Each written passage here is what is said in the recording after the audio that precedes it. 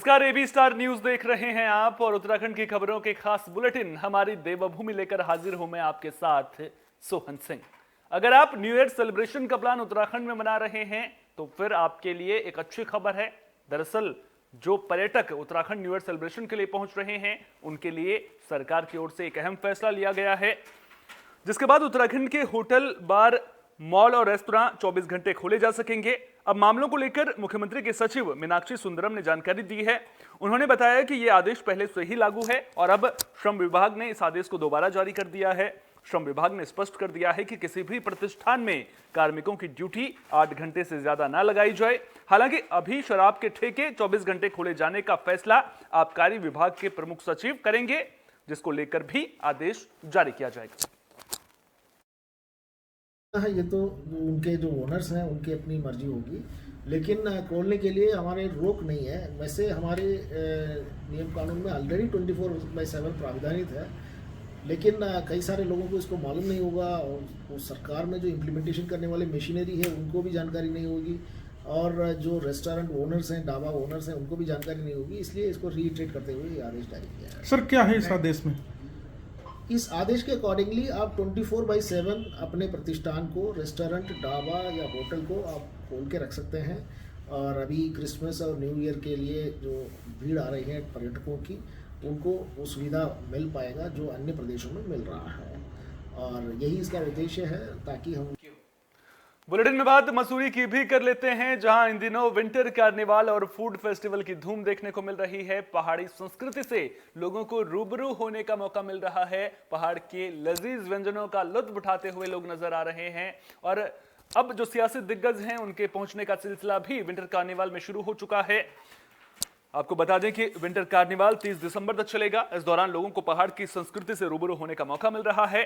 साथ ही लोग पहाड़ी खाने का भी खूब आनंद ले रहे हैं, उनको पहाड़ी खाना खूब पसंद भी आ रहा है। एक और सुरों की महफिल सज रही है, कलाकार पहाड़ी गानों पर शानदार प्रस्तुतियां दे रहे हैं, तो वहीं दूसरी ओर सियासी दिग्गजों के पहुंचने का सिलसिला भी लगातार जारी है। इस विंटर कार्निवाल और फूड फेस्टिवल में बड़ी संख्या में लोग पहुंच रहे हैं और उन्हें उत्तराखंड की संस्कृति को और भी करीब से जानने का मौका मिल रहा है। तस्वीरें आप देख सकते हैं, बेहद ही भव्य ये तस्वीरें, और आपको उत्तराखंड सरकार के कैबिनेट मंत्री भी इन तस्वीरों में अब नजर आ जाएंगे, जो यहां पर पहुंचे थे। मसूरी में विंटर कार्निवाल में उन्होंने शिरकत की, पहाड़ी व्यंजनों का लुत्फ उठाते हुए भी नजर आए। शुभोध दुनियाल आपको नजर आ रहे होंगे, गणेश जोशी आपको नजर आ रहे होंगे। तो कुल मिलाकर पहाड़ में कितनी अपार संभावनाएं हैं, उनको भी ये विंटर कार्निवाल एक तरह से दर्शाता है। किस तरह से पहाड़ में जो पहाड़ी व्यंजन हैं उनको किस तरह से लोग पसंद कर रहे हैं, ये भी इन तस्वीरों के जरिए देखने को मिल रहा है। तो कुल मिलाकर देखा जाए तो खूब हर्षोल्लास के साथ में विंटर कार्निवाल का यहाँ पर आयोजन किया गया है। लोगों में हर्षोल्लास देखने को मिल रहा है और ये तस्वीरें वाकई में उत्तराखंड की संस्कृति से लोगों को और करीब लाने की कोशिश कर रही हैं। उत्तराखंड की संस्कृति के बारे में लोगों को जानने का मौका मिल रहा है और इस तरह के आयोजन अगर समय समय पर होते रहेंगे तो फिर कहीं ना कहीं पहाड़ में पर्यटन की जो अपार संभावनाएं हैं उनको भी पंख लगते हुए नजर आएंगी। पहचान और अपनी संस्कृति को जिंदा रखने का काम ये कार्निवाल के माध्यम से कर रही है। मुझे याद है जब मेरा में आपदा आई स्टार्ट हुई है इस तरह इसकी शुरुआत हुई थी। आज 10 साल हो गए और आज यहाँ पर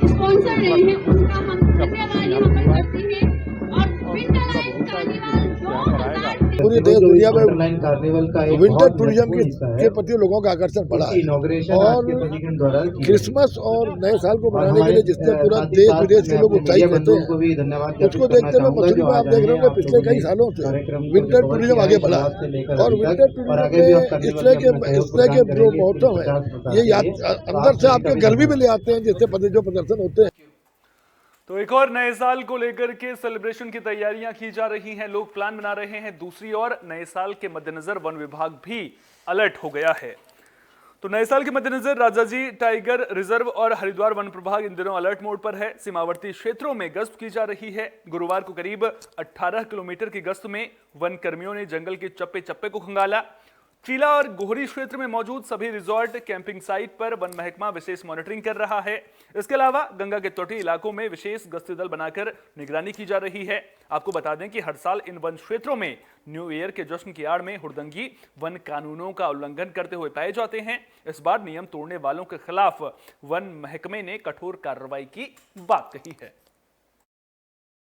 जी बिल्कुल, अभी शीतकाल भी चल रहा है और ऐसे में आप गंगा तटीय क्षेत्र होने के कारण यहाँ पे जो है लगातार अब आप देख रहे होंगे कि शीतलहर भी बढ़ती है, जिसमें कोहरा भी हम लगा रहता है। और इसमें जो है कुछ आप विदित होंगे कि कुछ शिकारी गिरोह जो अवैध गतिविधियों को अंजाम देते हैं वो एक्टिव हो जाते हैं। इसी के मद्देनज़र जो है प्रभावी हमारे वन प्रभाग स्तर पर भी हम लोगों ने एक गश्ती दलों का उत्तर भारत में सर्दी का सितम देखने को मिल रहा है। पहाड़ों पर बर्फबारी के बाद अब ठंड बढ़ गई है, ठिठुरन बढ़ गई है, जिससे लोगों को परेशानियों का सामना करना पड़ रहा है। मैदानी इलाकों में भी ठंड बढ़ गई है। लोग ठंड से बचने के लिए अलाव और गर्म कपड़ों का सहारा ले रहे हैं। वहीं बात भगवानपुर की करें तो तस्वीरें पूरी कहानी को बयां करती हुई नजर आ रही हैं। भगवानपुर कोहरे की चादर में लिपटा हुआ नजर आ रहा है। घने कोहरे की वजह से विजिबिलिटी आप देख सकते हैं कितनी कम हो गई है।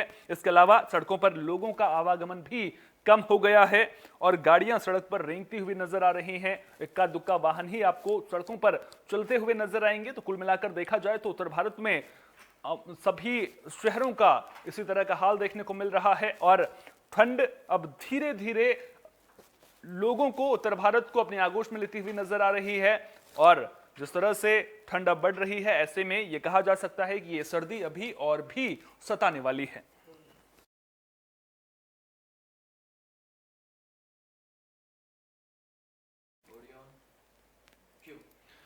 बुलेटिन में बात उधम सिंह नगर के जसपुर की भी कर लेते हैं, जहां अपने क्षेत्र में विकास के दावे करने वाले राजनेता ही शहर को बदसूरत बनाते हुए नजर आ रहे हैं, शहर को गंदा कर रहे हैं। दरअसल जसपुर में सरकारी संपत्ति हो या फिर निजी संपत्ति, पूरा शहर पोस्टरों से भरा हुआ नजर आ रहा है, जिसके खिलाफ अब जसपुर नगर पालिका ने पोस्टर हटाओ अभियान चलाया है।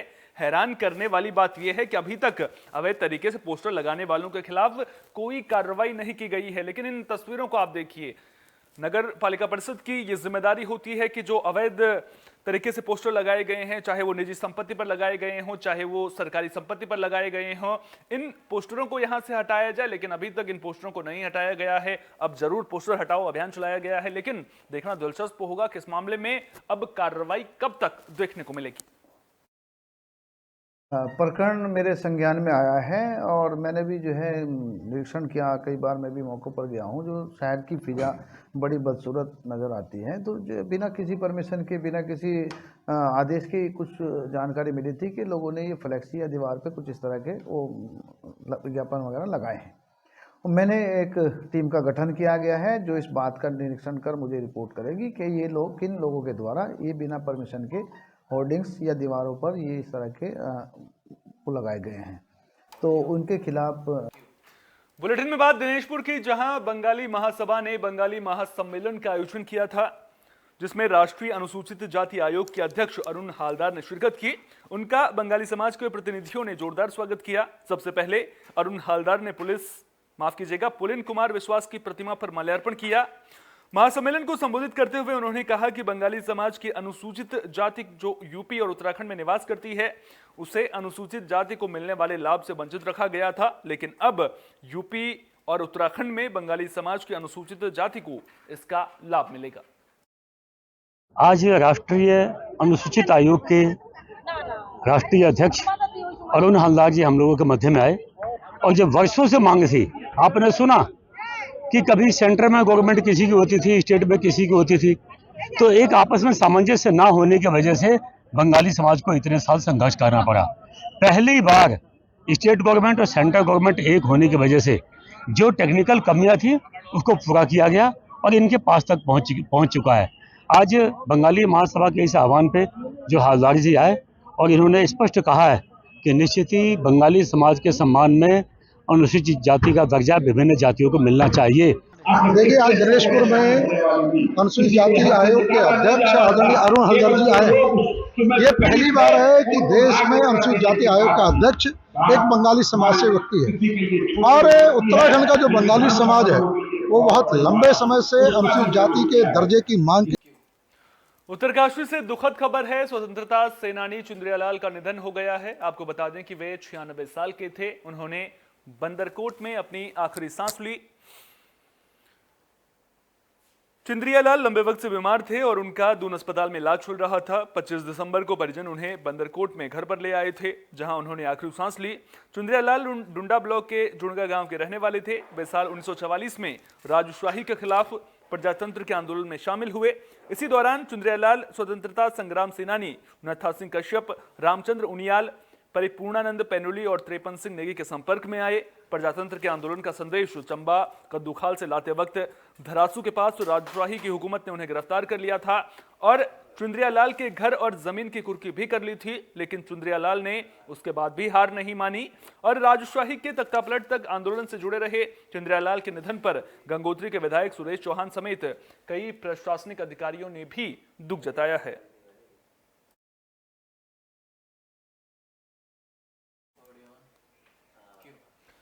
बुलेटिन के आखिर में बात नरेंद्र नगर की भी कर लेते हैं। दरअसल नरेंद्र नगर की पट्टी दोगी के विशंबर दत्त मेमोरियल स्कूल का वार्षिकोत्सव धूमधाम के साथ मनाया गया। वार्षिकोत्सव में बच्चों ने सांस्कृतिक कार्यक्रमों की प्रस्तुति दी। देशभक्ति से ओतप्रोत नाटक, भावगीत और सांस्कृतिक कार्यक्रमों को देखकर लोग मंत्रमुग्ध हो गए। बता दें कि यह पहला मौका है जब इस क्षेत्र में किसी विद्यालय ने भव्य रूप से वार्षिकोत्सव का आयोजन किया है।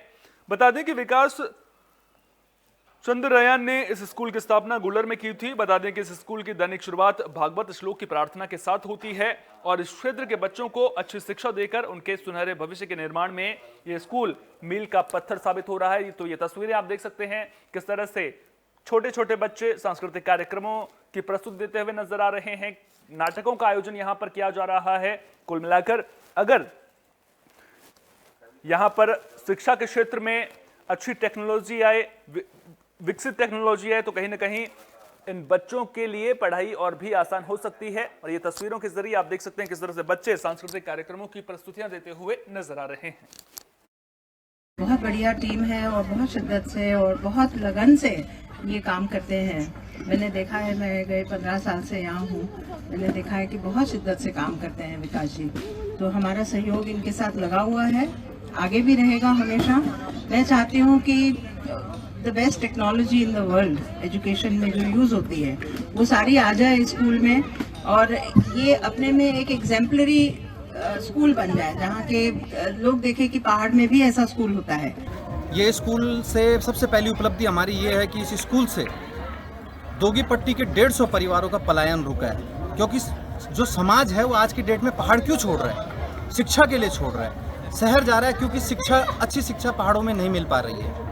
तो यही कारण है कि इस स्कूल को आज सारे लोगों का, पूरे क्षेत्र के लोगों का बढ़ चढ़कर सहयोग मिल रहा है और योगदान भी मिल रहा है। मैं इस स्कूल में 5 साल से, जब ये स्कूल स्टार्ट हुआ था तब से मैं स्कूल में एजुकेशन दे रही हूँ। पहले सर और मैं बस थे स्कूल में, तब हमने ये स्कूल 2 कमरों से स्टार्ट किया था। तो उस समय स्कूल का ऐसा ढांचा था कि हमें ये नहीं चला कि ऑफिस कहाँ पे बनाए, क्या कहाँ पे करें। तो हमने 2 कमरे और एक किचन से स्टार्ट किया ऑफिस की तरह पे, और उसके बाद मैं और सर ने लगातार बच्चों के साथ कोशिश की। उत्तराखंड की खबरों के खास बुलेटिन हमारी देवभूमि में फिलहाल के लिए इतना ही। अपना बहुत बहुत ख्याल रखिए। देश और दुनिया की तमाम अहम खबरों के लिए बने रहिए AB स्टार न्यूज के साथ।